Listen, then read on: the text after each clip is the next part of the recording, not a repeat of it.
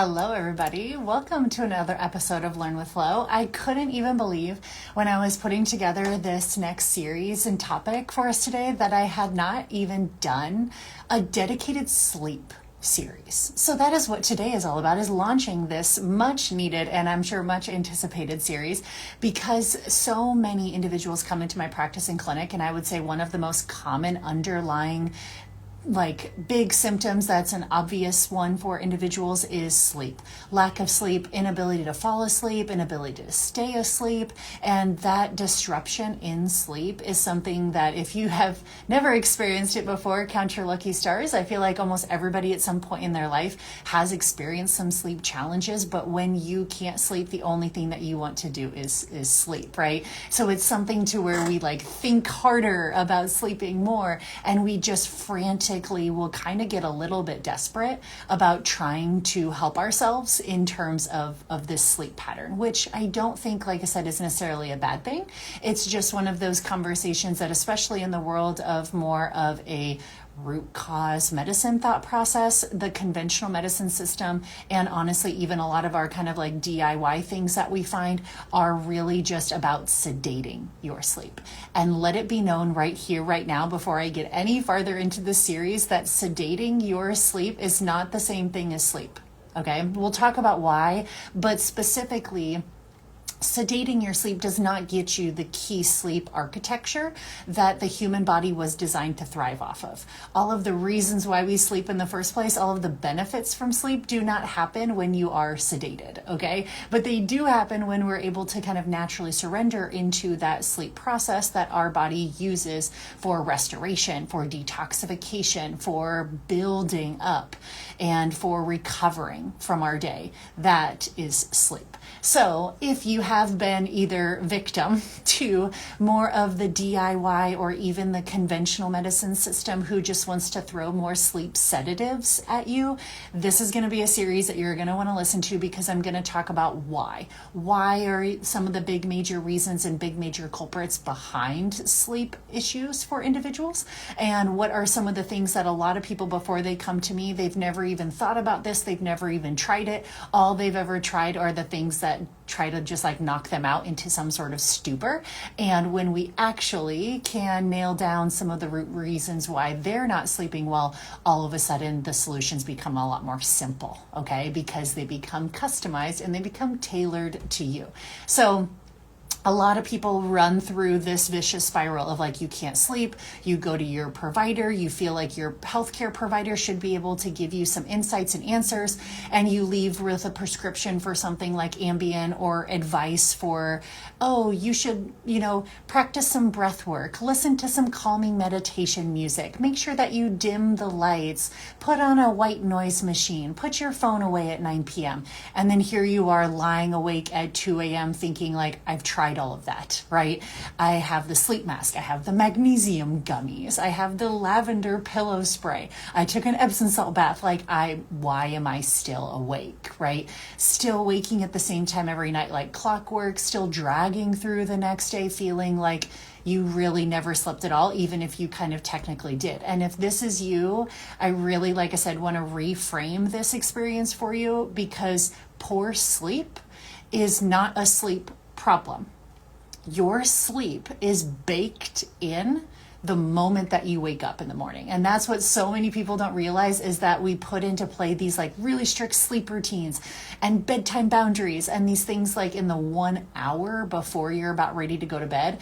Yeah, it's already baked in. It's already cooked by that point, okay? Not saying that your sleep routine in the last 60 minutes before you go to bed is not something to think about. Of course it is. But more often than not, there is always an underlying physiological component that's hiding in plain sight here when it comes to why you can't sleep. And that's why you can't fall asleep or why you can't stay asleep.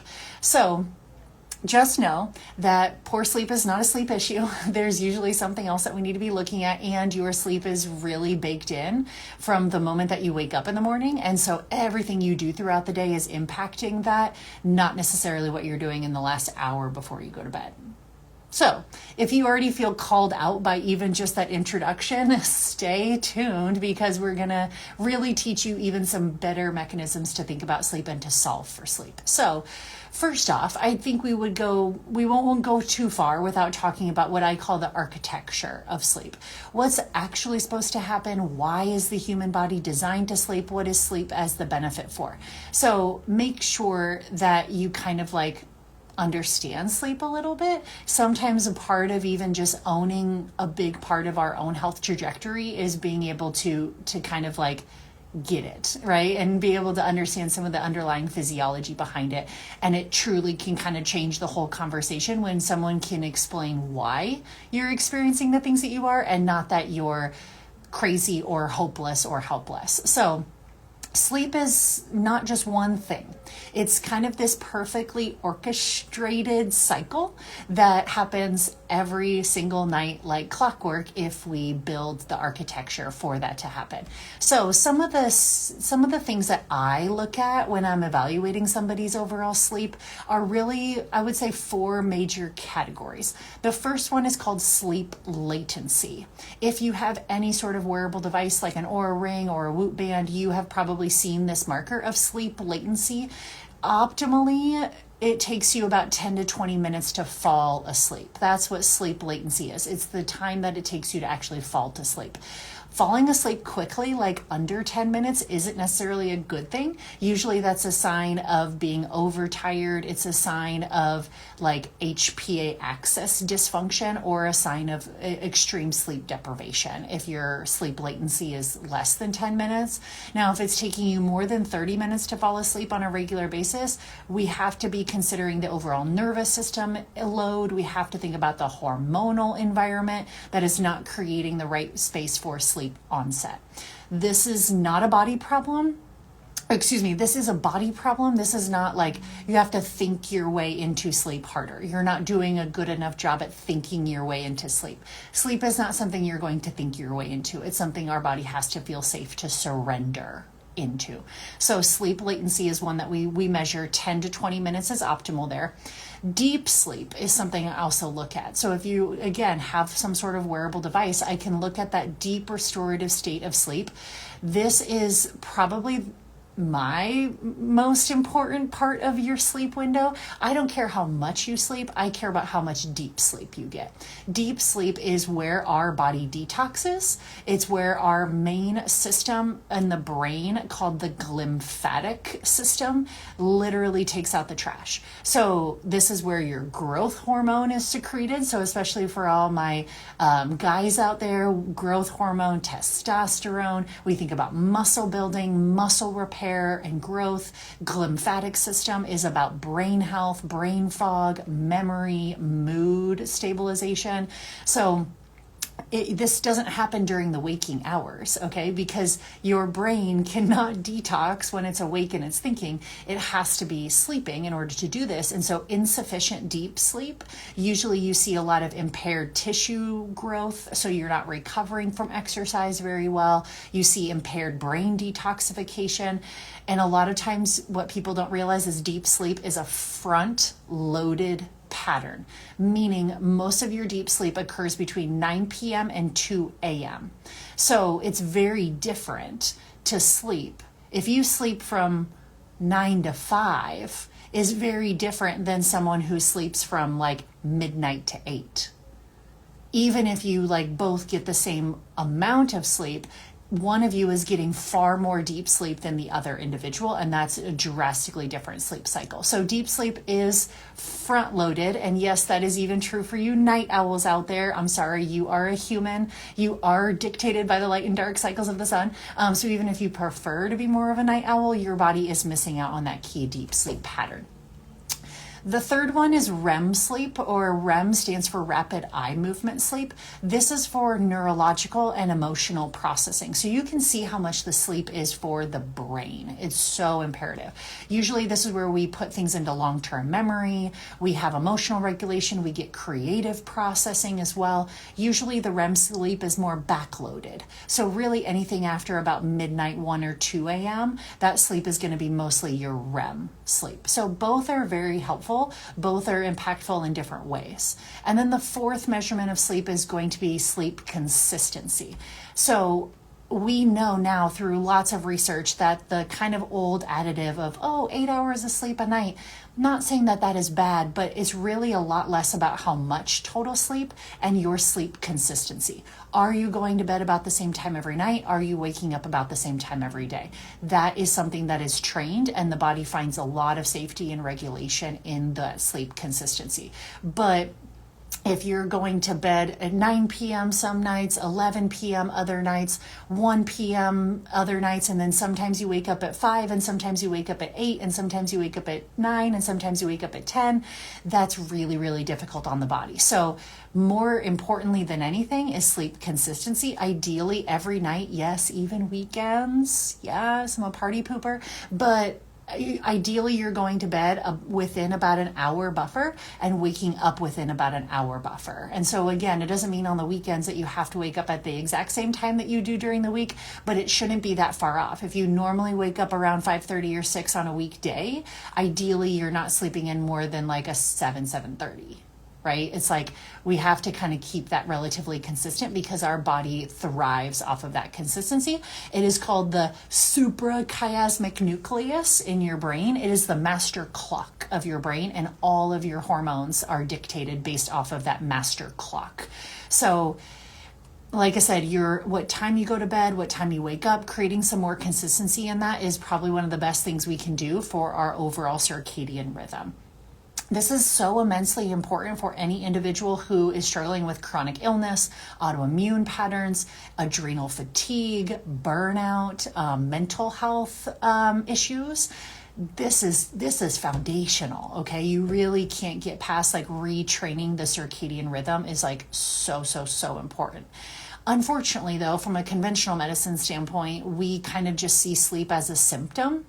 And it is, but it's also, like I said, a source of a lot of issues for people as well. So if we can really hone in on why someone's not sleeping well, it helps us give them way more tools and resources than maybe the conventional medicine system can offer them right now. So I would say most individuals have been offered like a prescription medication, some sort of benzodiazepine, some sort of Ambien. This whole piece of like sedating your sleep is where this lies, okay? This just induces sedation by suppressing the activity of the central nervous system is essentially what we're doing here. This does not produce any semblance of normal sleep architecture, okay? If you just sedate someone's sleep, your deep sleep and your REM sleep are both suppressed, not enhanced. You're really just in this like light state of sleep. You're not getting the lymphatic drainage. You're not getting the growth hormone release. Like this is a completely different sleep architecture if you're just sedated, okay? You don't get like, how do I describe it? You might feel like you're unconscious for 8 hours, surely, but you don't wake up feeling completely rested, and that's because you didn't actually sleep. You were just sedated. Those restorative stages of sleep did not happen, and so that can be a difficult pill to swallow for some people because, again, they lean on some of these sleep supports to essentially just knock them out, but they're not really getting any of the benefits that sleep is supposed to offer. So then they have all of the same health issues because they're kind of just covering it up. Some people also DIY this sedation technique by using things like alcohol. Okay, so some people are like, I can't sleep if I don't drink. It's like, yeah, that's because you're sedating the central nervous system there. It might help you fall asleep a little bit faster, but usually as that alcohol metabolizes and you get this like cortisol rebound in the middle of the night, sleep becomes very fragmented. It becomes very non-restorative. Again, most people that are using alcohol or any prescription medications to just sedate their sleep, they don't necessarily feel better. They're not like waking up in the morning with all of this great energy. Usually they're more groggy, more lethargic. It takes them a while to kind of knock some of that edge off. And it's not necessarily, like I said, giving them the benefit of like the sleep that they think it is. And this is not knocking any of them. It's just giving someone like the fuller picture of like, like no one told me that's just a sedative and it's not actually improving my sleep or my health outcomes. Same thing with high dose melatonin, okay? Your body makes about 0.1 to 0.3 milligrams of melatonin. Most over-the-counter melatonin supplements start at about 5 milligrams. It's like 10 times the dose of what you make naturally. And so flooding the system with that does suppress your body's own natural melatonin production over time. Again, does not mean that this is bad. It's just the question to me is like, why? Why is your body not producing some of the adequate melatonin on its own? Melatonin is a major antioxidant in the body. So a lot of individuals who do need more melatonin to sleep, they have a high amount of oxidative stress. That's a gut issue. That is a liver issue at its finest. So that's just where I'm coming in. Setting the tone for this series is where I'm kind of asking the question, is starting to reframe this, because this is truly just as much of a body to the brain as it is brain to the body. And I think a lot of times conventional medicine just kind of offers things that are sedating the brain, but not necessarily looking at like, why is the body not surrendering into sleep? So the low down methods and my holistic medicine methods really ask something different, is why is the body disrupting the brain from receiving the signal to sleep? That's the ultimate question. And so usually when we're asking those types of questions, this isn't something to like sedate the brain harder or think harder about sleep or meditate harder, right? This is something that we have to really look at this.